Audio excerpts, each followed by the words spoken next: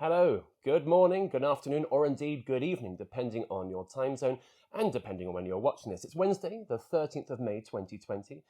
We are officially halfway through most people's working week, and don't forget that from today you are now able to play sport with a friend or family member from outside your household, or socialise with them in the open air. You can even move house if you wish. I'm James Innes, and this is my daily YouTube show, The Jobs Guru. Please do think about subscribing. In today's show, I'm going to be taking a look at the jobs, careers and employment news, dominated by the furlough scheme again. I'll be covering a question from one of my viewers, talking about freelancing, discussing the gender pay gap, and we'll be finding out how much water it would take to fill St. Paul's Cathedral. If you have any questions or comments as you watch, then do please let me have them below. And if you like what you see, then do please hit that YouTube thumbs up. Now, first, as usual, I've had a good read of all the jobs, employment and careers related headlines, and like yesterday, we're going to be having a chat today about the UK's furlough scheme, making the headlines once more. Yesterday, I reported that the Chancellor was widely expected to announce a gradual winding down of the UK's furlough scheme, although there had been quite some opposition to that, including from yours truly. Boris Johnson had already said that the scheme would continue to support low-paid workers as it's wound down, and that furloughed staff able to return to work on a part-time basis could have their wages topped up by the government. But ultimately, the Chancellor surprised everyone yesterday afternoon by saying that the scheme will be extended for 4 months until the end of October, with no changes whatsoever until the end of July, and then what is essentially a gentle winding down or transitional phase from August to October. Now, I would say this is very much the right decision and really pretty good news, not just for furloughed employees, which constitute, believe it or not, over a quarter of the entire working population now. They can breathe a sigh of relief, but it's also good news for the companies that employ them and indeed the UK economy as a whole, despite, yes, it coming at a very significant cost. Although the Chancellor did make it clear that the government will be asking companies to start sharing the cost of the scheme from August. But I think the cost is worth it. It's also pretty costly letting unemployment continue to rise further and further, both the economic cost of that and the human cost too.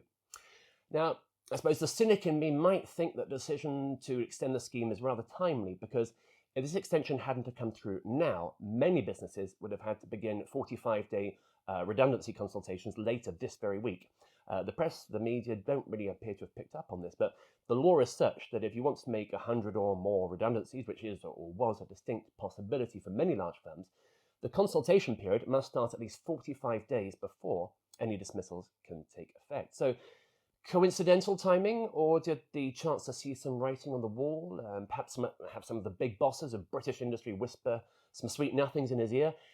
Evidently, news that numerous big firms were embarking on redundancy consultations would go down like an absolute lead balloon right now, when the government is already struggling greatly to manage, shall we say, the PR side of this whole coronavirus crisis.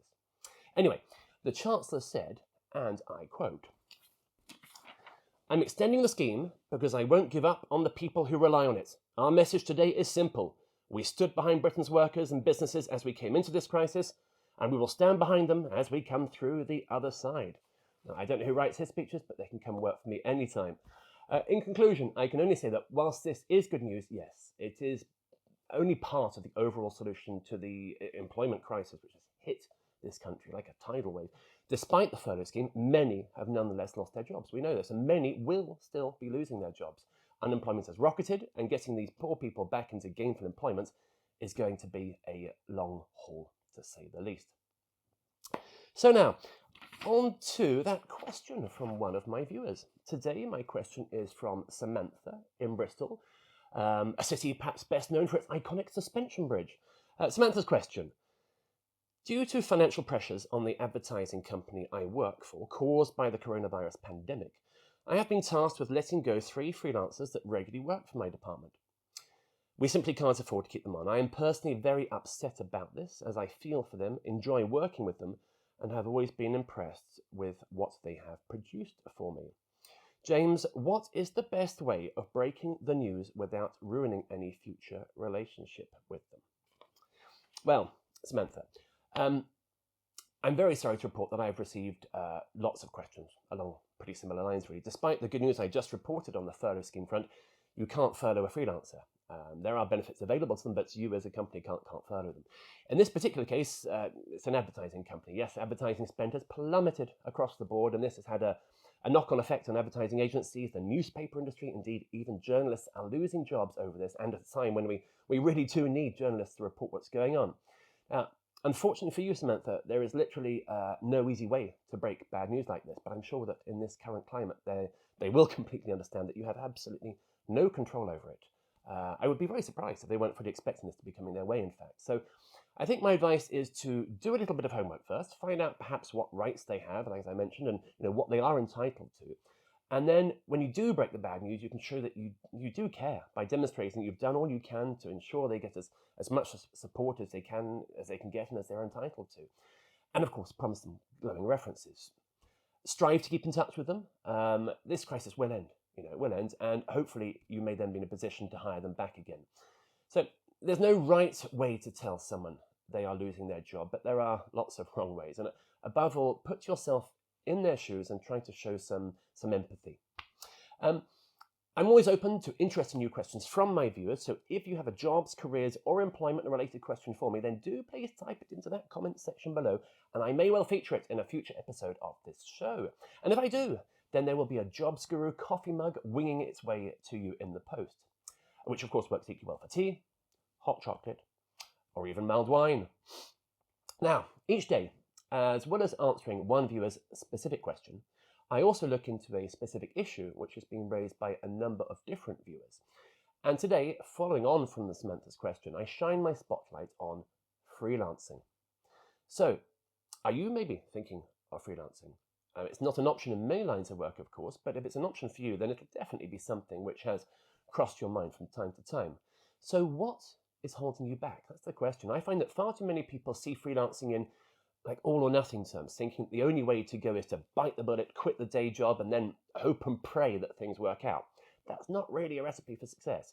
There's really no need for it to be like that. I strongly recommend you try a little toe dipping. Keep your day job, but simultaneously start to build up, a little client base, undertake some work for them, even if it means using up some of your holiday allowance or losing your evenings and weekends. But go for it. I mean, especially with the current economic instability. Yes, lots of freelancers are losing work and struggling to find work at present. But if you, for example, are furloughed from a salary job at the moment, you could find that it's the perfect opportunity, to test the waters on the freelancing front. It could be one of the best decisions you've ever made. Now, on to the main topic I wish to discuss with you today, something completely different to what we've discussed so far, nothing to do with the current coronavirus crisis. You'll probably appreciate the break. It's all we seem to hear about them on the news, on the television, on the radio, on YouTube. Now, I would like to talk today about the gender pay gap, okay? It has been described as appalling, obscene, absolutely outrageous, and by Theresa May, remember her, a burning injustice. I like that turn of phrase. But what exactly is it? We hear a lot about it, but the gender pay gap is often misunderstood, and that's one of the main reasons I want to talk about it today. So, to give you some background, I'm sorry to say that the UK is one of the worst offenders, at least in Europe, with a typical gender pay gap of 18%. Now, to put that in the context of the average pay packet, this means some people are earning an extra $5,000 a year just for being male. It's not just Gary Lineker and Kirsty Walker or Jennifer Lawrence and Bradley Cooper that we're talking about here. I don't want to send my male viewers off on a guilt trip, but do spare a thought for the ladies here. How would you feel if you went to work every day alongside a bunch of women and found out that they all earned more than you for doing exactly the same job? My guess is that you would be a little miffed, shall we say. But this is a simplification. It may even actually be a gross oversimplification, because the gender pay gap is not just about some men being paid more than some women for doing the same work. That, whilst decidedly illegal, is nonetheless a significant factor, yes, but the gender pay gap is a whole lot more complex than that. If anything, the routine flouting of the equal pay for equal work regulations, that muddies the water, obscuring a much more important issue. Because the gender pay gap is, critically, not just about rates of pay in and of themselves, but it's about men being significantly overrepresented in the best paid jobs and the accompanying and well-known shortage of women in senior positions. The higher the rank in an organisation, the fewer women there will be. And the gender pay gap is to be properly addressed. This is definitely the most important and most difficult area to tackle. It's not just about what is fair or unfair, it's about distancing ourselves from the errors of the past and combating sexism in one of its purest and most insidious forms, and promoting vital diversity in the workplace. You need to look at why this problem exists in the first place. It's a very, very complicated matter with deep historical roots. Don't forget that it's barely more than 100 years, I think maybe last year, the year before, just over 100 years now, that since the first women in the UK were allowed to vote, and only since 1945 in France. We've undoubtedly come a long way, yes, but back in 1970, the UK's gender pay gap was nearly 50%. But there's still a long way to go, and by current forecasts, the problem of the gender pay gap is unlikely to be resolved in our lifetimes. The recent introduction of compulsory gender pay gap reporting is certainly increasing transparency and helping to push things in the right direction, but at present it barely covers half of UK workers. So, there we have it. I hope to have maybe enlightened you just a little on this important issue. Naturally, I would really welcome any thoughts, questions, ideas, comments you may have in the comments section below. Now, as you may or may not know, I've written a few books. In fact, I'm the UK's best-selling careers author, and amongst my titles is the Interview Question and Answer book. And it is, as they say, available in all good bookshops. In each episode of my YouTube show, I'm going to be taking questions from that book and looking at how to answer them. And all this week, I'm taking my questions from the chapter which I entitled Weird and Wonderful Questions. So today's question, I referred to it earlier, how much water would it take to fill St. Paul's Cathedral? Similar questions include how many bottles of red wine are drunk in France on Christmas Day? Now, having lived half my life in France, I should know the answer to that one, but honestly, after drinking that many bottles of wine, one pretty much forgets everything. How many basketballs can you fit in this room? If only you could see the rest of my room. How many bricks are there in the world? How many planes fly over London every day? Not that many at the moment, really. And how long would it take to wash all the windows of the Shard? Anyway, back to our question. How much water would it take to fill St. Paul's Cathedral? This is definitely not a general knowledge question. It's a question designed to test your reasoning skills. The interviewer wants to see how you approach the problem, how able you are to identify the relevant factors, and having identified those relevant factors, how you use them to calculate your answer. They're not expecting you to be able to give them a precise figure. They're mainly looking to see how you rise to the challenge of attempting to formulate an answer. So, how to answer. You'd be forgiven for pausing for a second, I think, to think your answer through. This is most definitely not an easy question. Try to keep a clear head, identify what factors will lead you to an answer. You're not expected to be an expert on St. Paul's Cathedral, nor on French wine drinking habits. The key is to try to think through the question logically and to convey your thoughts to the interviewer in an ordered fashion. Anyway, I have drafted a little example answer for you. That's a difficult question. If we assume that you have already plugged up any potential leaks, then the answer primarily hinges on a precise calculation of the internal volume of St. Paul's Cathedral.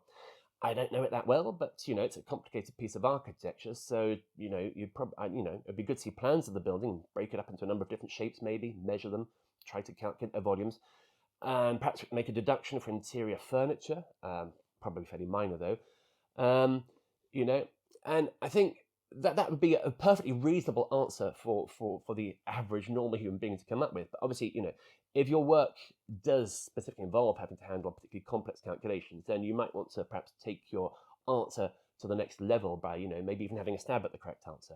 I have no idea what the correct answer is, but I have, in my example here, had a little go. So at a guess, I'd say St. Paul's is roughly 200 meters long, 50 meters wide, 50 meters high, making a total of 500,000 cubic meters. Features such as a dome will add to this, but likewise internal furnishings and stuff will reduce it.